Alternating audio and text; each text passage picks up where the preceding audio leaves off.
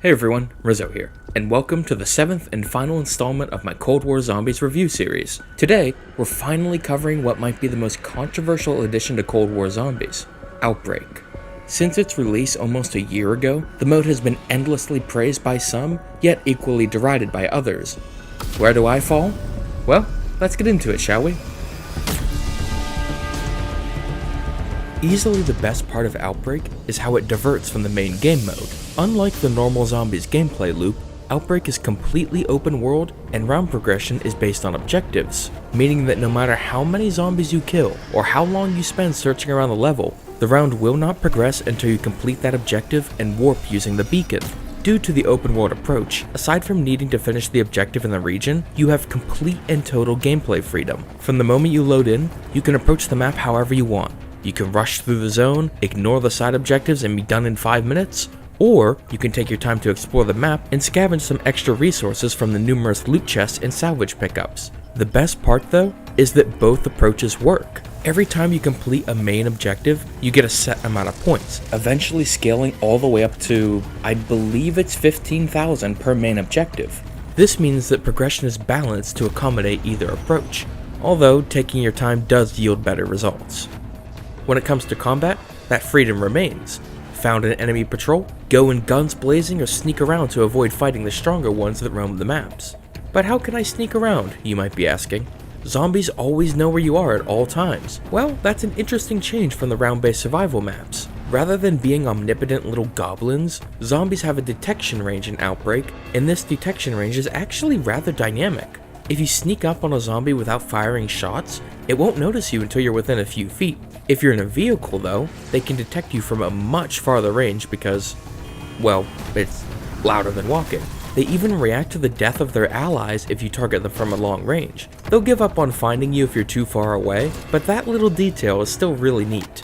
Another neat detail that you normally can't see is that they react to loud noises and investigate them. If you played Outbreak back when the no target glitches were a thing, you could break a window and the zombies in the area would rush to the source of the sound. But since the player had no target, they'd simply look around the area the noise came from. It was super cool and makes me wish that we had some kind of actual stealth system. Would it be pointless? Yes. Fun to play around with? Also yes. The next element to discuss is the amount of content within each world. When loading in, you'll be given one of 7 main objectives and up to 4 of the 7 optional side objectives called world events. Each objective is vastly different from the last. One will have you locked into a small building as you hold out against increasingly difficult hordes, and the next might have you rushing to secure volatile Ethereum samples before the clock runs down. Same goes for the world events. You might find yourself starting a round fighting an order in a field, and then trying to free a lost soul later on in the same world. And not only are these fun and different from one another, but you can gain a significant amount of points from them as well. So you actually have a reason to do these events other than, whoa, look at that big fucking monster, I'm gonna go kill that thing. In addition to the healthy amount of objective and world events, there's also a couple smaller Easter eggs that aren't listed on the map. For example, on each map, there's a radio event that, upon completion, will reward you with a new song for your in-game music player. There's an Ethereum orb you can find for an extra couple thousand points if you follow it around, and there's even fishing. For whatever reason. These ones aren't necessarily all that important, but it's good to have things like this to make the world feel less barren. And inhabiting said worlds is a varied assortment of enemies. Creeping around the Outbreak zones are all sorts of enemies, both big and small. There's your basic fodder enemies like zombies, plague hounds, and hellhounds, special enemies such as the Mangler and the Mimic, and of course, elites like Megatons, Krasny Soldats, and, depending on your luck, the Ordas. In fact, the only enemy types that don't appear in Outbreak are the Tormentors and the Abominations. In addition to bringing in the enemies from other maps, Outbreak introduces 2 new special enemy types of its own, the Krasny Soldat and the Tempest. Krasny Soldats are very similar to the Griffin Castle variant of the Panzer Soldat, but instead of a shock charge, they fire napalm charges that burn the surrounding area. Because of the larger play spaces, they also utilize their jetpacks far more often than the previous Soldats. If you even run more than a couple dozen yards away, they'll boost through the air and be on your ass in a second. Honestly, these are probably my favorite iteration of the Soldats to date. Not only is their design awesome, but they don't annoy me in any way, unlike the Origins and Draka variants. They're just an all-around solid enemy type. The next enemy on the docket is the much maligned Tempest. Former humans transformed into crystalline soldiers by the Forsaken, Tempest can launch electromagnetic bolts at their enemies, dealing minor damage and temporarily disabling any vehicles it comes into contact with. But unlike previous ranged enemies, Tempest will actively analyze your movement and try to predict where you'll move to by the end of their attack animation. This leads to a fairly engaging little minigame where you're trying to fake out the AI so that they shoot in a different direction. It's actually really fun. They can also blink away when they're under fire, they need to catch up to a fleeing player, or just whenever they feel like it. While this can be occasionally annoying, especially if you have 400 other enemies on you, I've never understood the hate for this enemy type. The play spaces in Outbreak are so wide open that you usually have more than enough time to evade their attacks if you're paying even the slightest bit of attention, and even though they are armored, they're not all that tough to take down.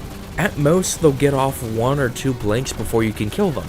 However, if you were to take these enemies and put them in a much more contained space, like that of a round-based survival map, then we'd have a problem, as Forsaken demonstrated.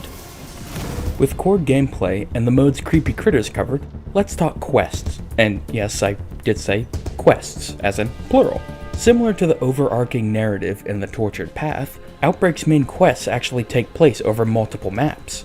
Meeting certain conditions in one map will allow you to progress through the next step the next time you warp. But unlike the Tortured Paths quest, you have a lot more freedom as to when exactly you can start them.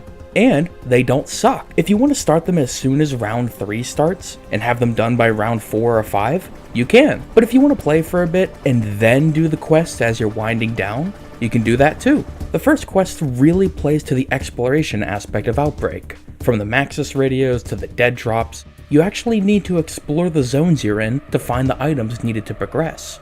This exploration and build-up is capped off by a fantastic finale, the missile silo and the accompanying final boss fight. During this sequence, you go underground into one of Omega's research silos and meet up with Ravenov to dispose of the reality-bending warheads. The silo itself is massive, but also incredibly close quarters, and the zombie spawns down here never stop. While under the constant siege from the undead, you'll need to complete 3 different tasks to obtain the keys to launch the missiles. There's a dark aether jellyfish you need to bait into letting you close enough with raw Ethereum, a ghostly little monkey character that you need to capture with a modified essence trap, and of course, the HVT mimic in what I've dubbed Hell Room. Yeah, this is completely fine. Each task is fairly well explained to the player and simple to complete, but with just enough difficulty on higher waves to be challenging. It used to be much harder though. Prior to a patch, all zombies would super sprint down here, and as much as I love me some super sprinters, I have to admit, it was a bit ridiculous to have these things constantly respawning and catching up to you in a second while you're trying to do things.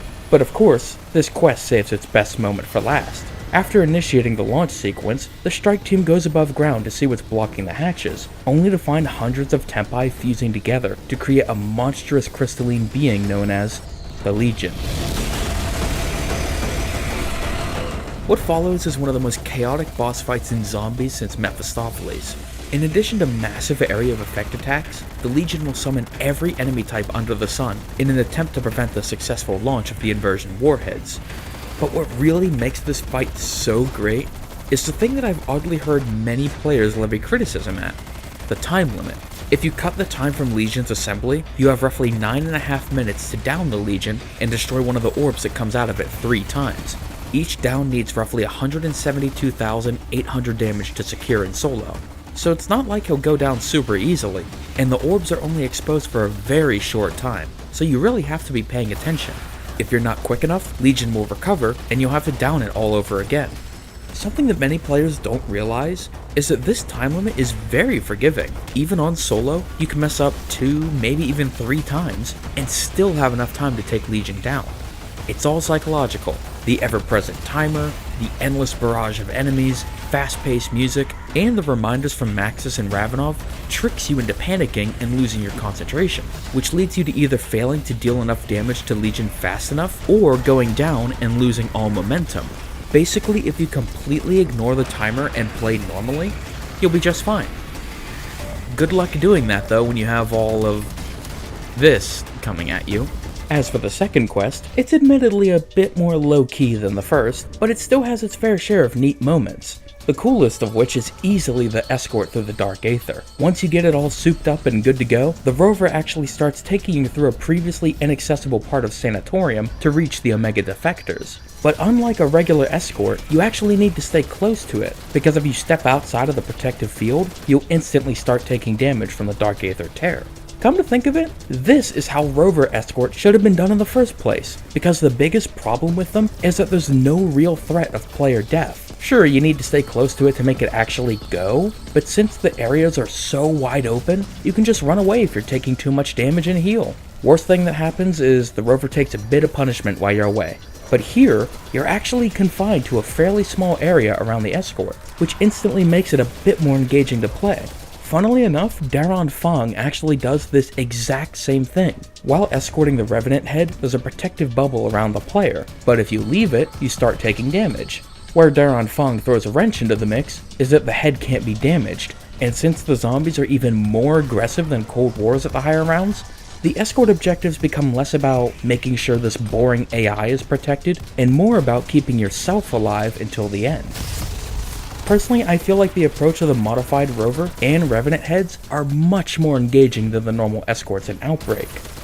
But to be fair, that's not exactly hard to do. And last, but certainly not least, let's talk about the mode's world building. While actual narrative progression is unfortunately quite sparse, as I mentioned in my Malware der Toten review, like 13 months ago, the amount of world building is phenomenal. Not only do we get to learn more about the Dark Aether and what inhabits it through Zykov's transmissions, but there's a practical explanation for almost everything in the Outbreak zones. Each objective has a realistic reason to exist, the items around the zones have a reason to be there, etc. Ever wondered why the jump pads didn't have the landing pads like in Firebase Z? Probably not, but according to a piece of intel, the designs for the landing pads were destroyed during the siege on Outpost 25, so all Omega personnel throughout the regions were just told, bring a parachute. Or maybe you were curious as to why all the high-value targets look different compared to their normal incarnations. Well, obviously, to distinguish them from a gameplay stance, but apparently, the Dark Aether has its own military similar to ours,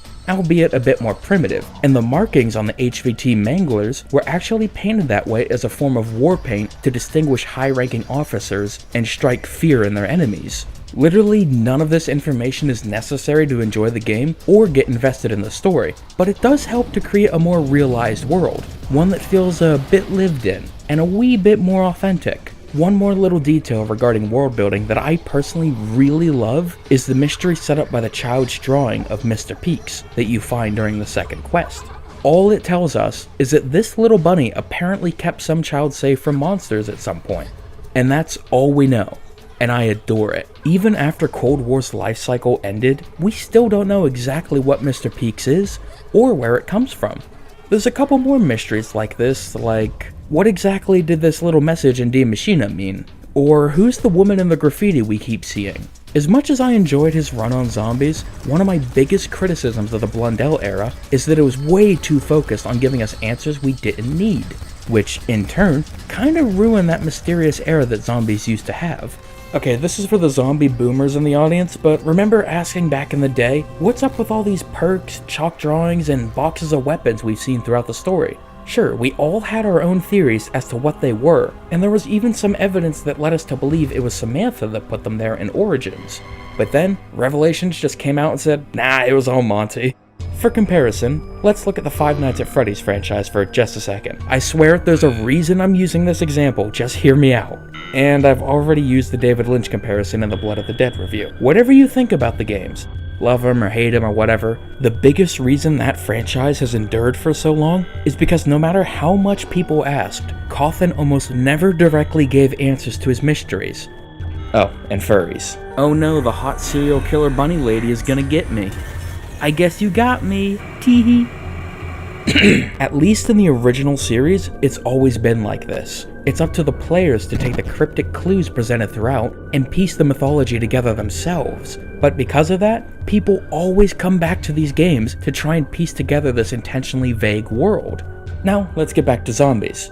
It used to have this mysterious put its world together yourself air to it as well. Its main narrative was clear enough to follow for those that maybe did the quest once with some friends and called it a day, but the specific intricacies of its world was way more open to player interpretation.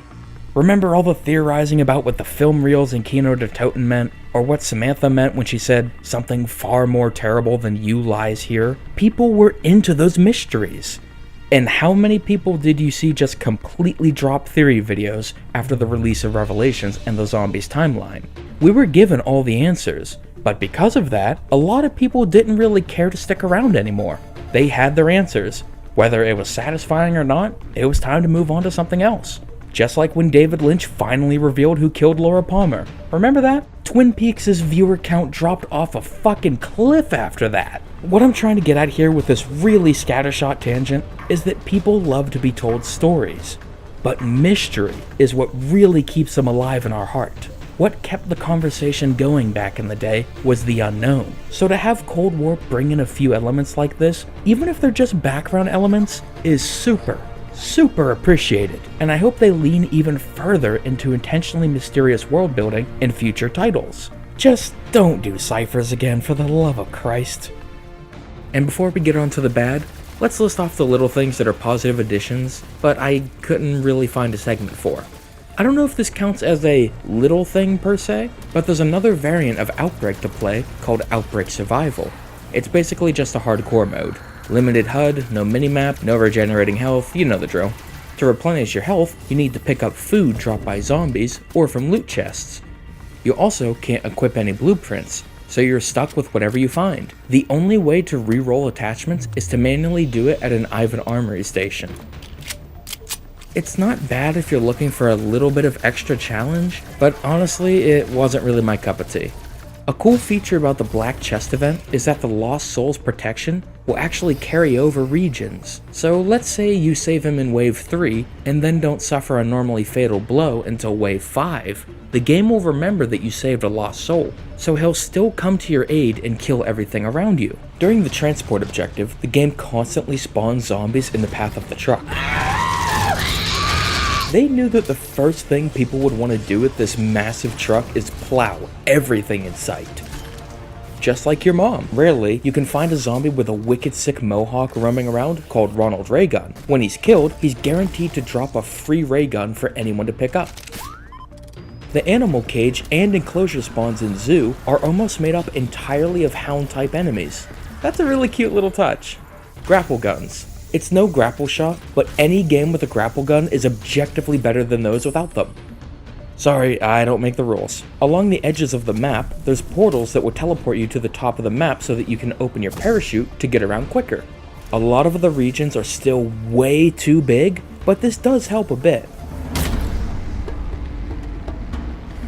Despite the myriad of positives, once you get over the honeymoon phase of, whoa, open world zombies, and start to really dissect Outbreak, there are, unfortunately, a few key issues that hold it back from true greatness. Easily the biggest problem with Outbreak is its maps, and there's two main issues with them.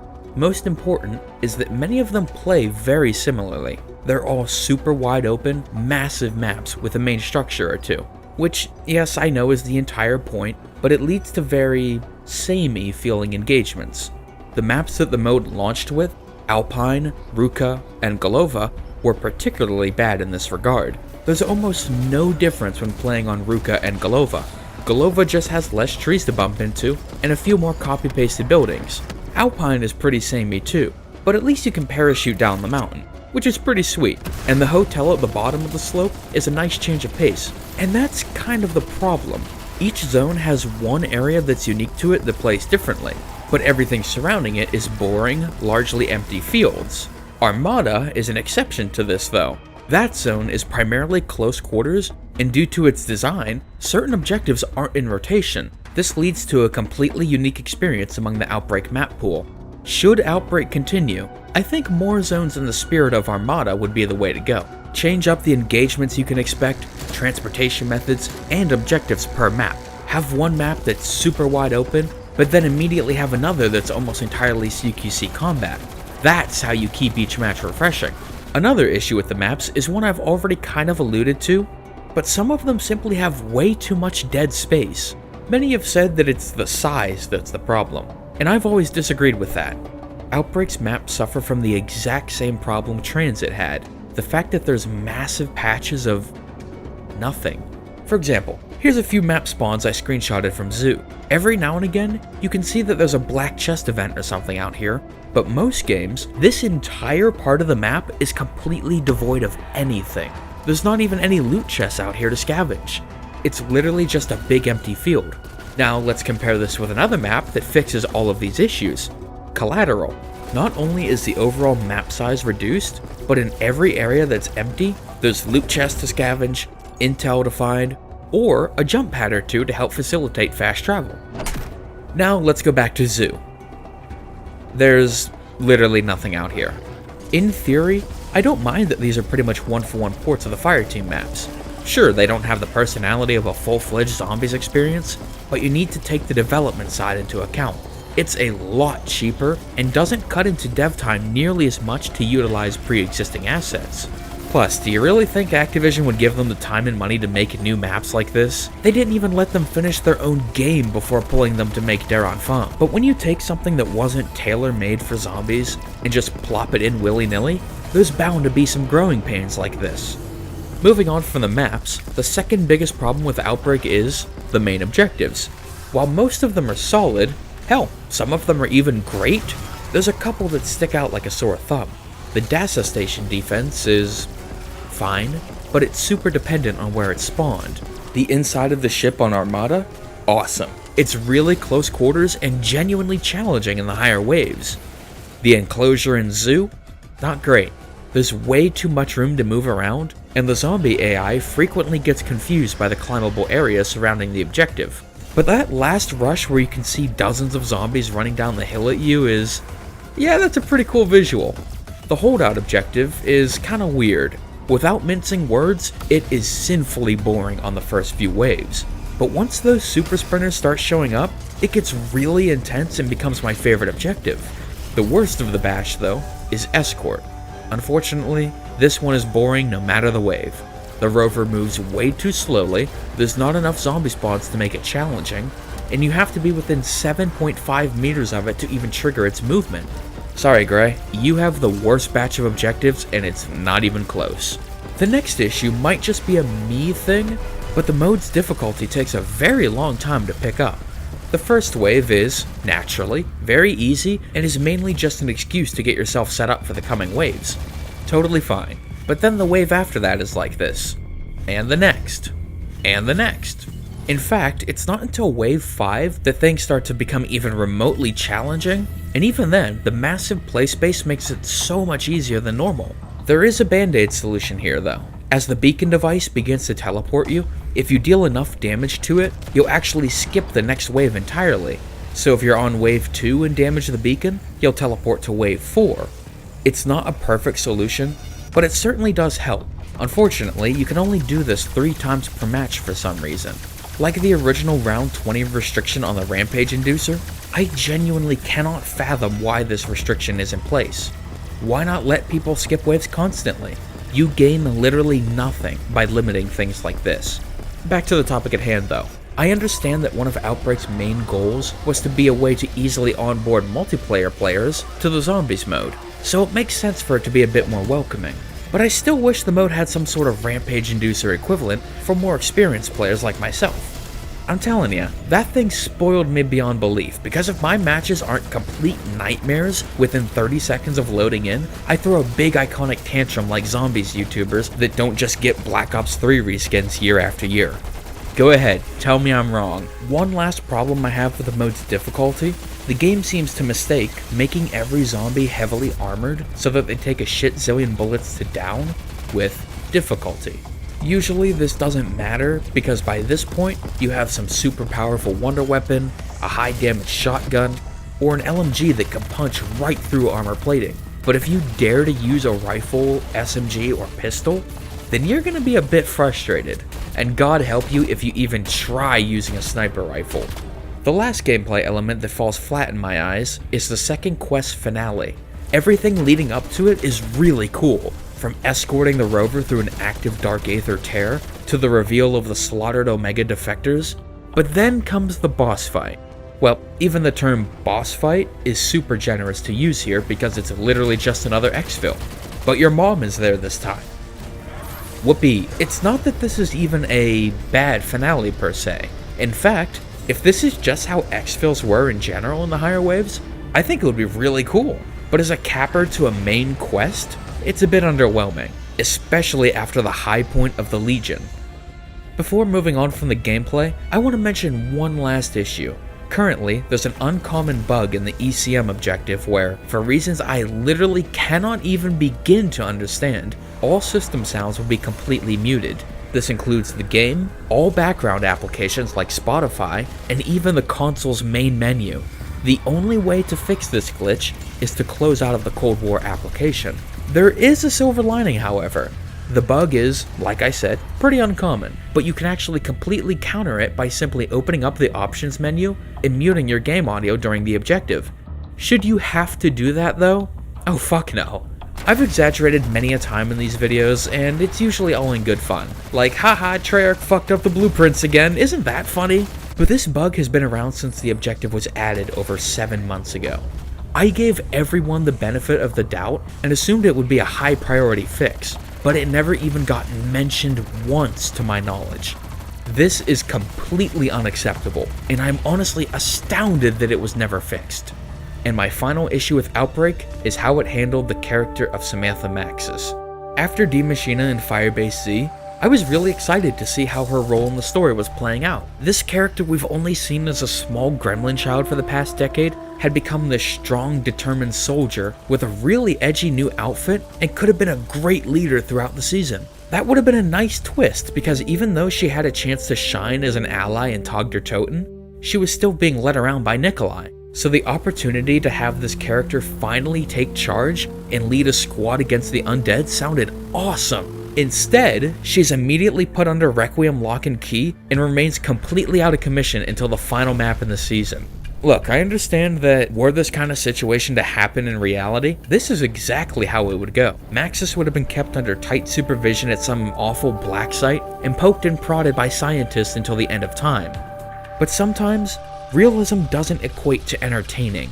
It's not all bad news though. The intel does occasionally touch on her PTSD from the Dark Aether, which is something I wish these games really touched on more often, and despite her incarceration, she still tries to be an active player in the story. For a while at least. She and Ravenov work with Requiem's strike team during the first quest, which ends up having major consequences later on in Mauer der Toten. But after that, there's nothing. People just constantly talk about Maxis until halfway through Forsaken, where she finally comes out. She also comes out to fight too. I can talk about the lack of personality, the glitches, or heavy zombies until I'm blue in the face, but this is the thing that I dislike the most in Cold War Zombies. They had such a great start with this character, and then immediately relegated her to radio transmissions far away from any sort of conflict. What an absolute waste of a good character. And before we wrap up here, let's go over some nitpicks real quick. Now, I just gotta say, I'm not gonna nitpick every single little clipping issue, because there's like 8 massive maps here, and I only have a couple years left on this earth. The health of the Hellhounds is inconsistent with their appearance in Firebase Z. In that map, their max health was 100, but in Outbreak, it can scale all the way up to 12,000. This is because they're accidentally using the health scaling of the Plague Hounds for some reason. On rare occasion, and for reasons completely unknown, the radioactive ball thrown by a Megaton bomber cannot be sucked up with the die machine like it could be in Die Maschine. If you try to fire a die machine while parachuting, this happens. The firing sound of the mounted vehicle turrets doesn't actually load in sometimes, making it completely silent. A decal on the Harvester rocket truck is Z-fighting. During the barn holdout in Golova, you can see parts of the level's geometry have completely unloaded. What in God's name is wrong with this decal? If you're downed and you even touch the water in Armada, you instantly die. The ray gun doesn't have a firing animation for when you're swimming and aiming down the sight. This is literally something you could fix in like 2 seconds in the weapon file, but nobody's perfect. I mean, for crying out loud, I didn't even notice it till like a month ago. During certain animation phases, the HVT mimic's feet will turn in on themselves. This is because it's still trying to play the animation used by normal HVTs, which are on a much different rig from the mimic. For some reason, the grapple gun is completely unavailable in local play. You can't find it on the ground, you can't craft it, nothing. This is the only thing in the entire mode that's not available in local. The idle animation of the Tempai strapped to Pex inversion warheads looks really stiff. Why did they feel the need to shrink down Orda for Outbreak? A lot of the areas it spawns in are actually big enough to house the 100-foot tall behemoth from Firebase Z. Okay, Matt. Here we go.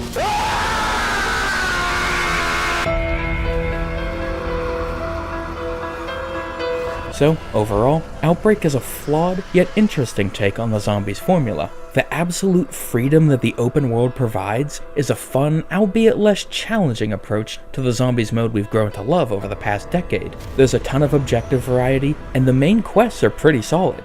I never really thought that an open world approach would work in zombies, but here I am being proven wrong yet again. The biggest problem I have with the mode, and I think a lot of others do too, is that some of the maps have way too much dead space, and many of them play pretty much the same. Despite this, there's more than enough here that's done well to keep the mode afloat. But the bigger question is this the way forward for zombies? Absolutely not. On its own at least. I think the way Cold War did it was perfect. In theory at least. Have Outbreak be a companion piece to zombies that can get more easily updated while round-based maps are being developed. Where Cold War went wrong was that suspiciously long period of downtime between Firebase Z and Malware der Toten that in retrospect probably had something to do with Treyarch suddenly being pulled to work on Daron 5. You need to have some classic round-based survival experiences alongside things like Outbreak. Zombies got popular for a reason. That classic gameplay loop stuck with people, kept them coming back for years to come. And as much as I enjoy it, even I have to admit that in its current state, Outbreak just does not have that same sticking power. Or as M. Night would put it, that stickiness. Could it get that way in the future were Treyarch to take some of the criticisms of Cold War to heart? Yes, I think it could, and I genuinely hope that it gets there someday. Well, that's all for today. If you enjoyed and you would like to see more, I recently reviewed Alpha Omega, and I've covered the rest of Cold War Zombie Season as well. Links to those will be in the description if you're interested. And with Outbreak finally completed, that's a wrap on Cold War for good. Unless Zombies Chronicles 2 comes out.